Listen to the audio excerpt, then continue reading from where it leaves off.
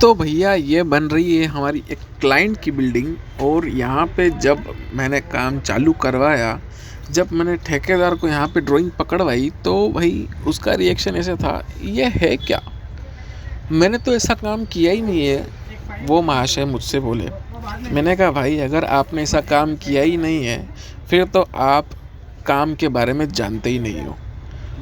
तो उसने कहा कि भैया हम लोगों ने इस तरीके की फुटिंग करी नहीं है, जो आप मेरे सामने देख रहे हो ये है एक स्ट्रैप फुटिंग, ठीक है। और जब ये बिल्डिंग बन के रेडी होगी ना बाई गॉड, ये इस तरीके से दिखने वाली है, बहुत ही अच्छे तरीके से,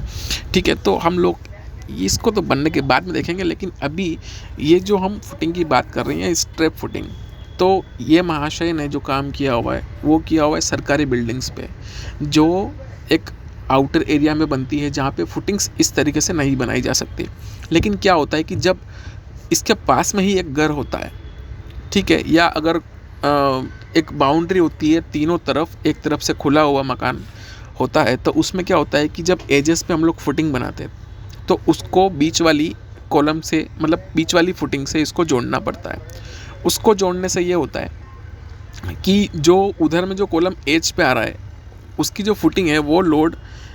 अंदर वाली फुटिंग पे ट्रांसफ़र कर देती है, जिससे क्या होता है कि लोड डिस्ट्रीब्यूशन दोनों फुटिंग में उस हिसाब से हो जाता है कि वो फुटिंग बैठे ना, ठीक है। अगर हम लोग इस फुटिंग को बीच वाली फुटिंग से नहीं जोड़ते हैं एक बीम के सहारे से, तो क्या गड़बड़ होती है कि एज पे कॉलम रहने के कारण सारा जितना भी लोड रहता है वो एक जगह कंसंट्रेट हो जाता है, वो मतलब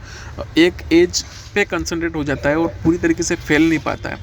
तो उससे जो फुटिंग है वो अच्छे से काम नहीं करती है, उसको एक ज़्यादा एरिया चाहिए होता है, फुटिंग को एक बड़ी फुटिंग बनानी पड़ती है। जैसे कि अगर मान लीजिए कि अगर 4 फीट बाय 4 फीट की फुटिंग है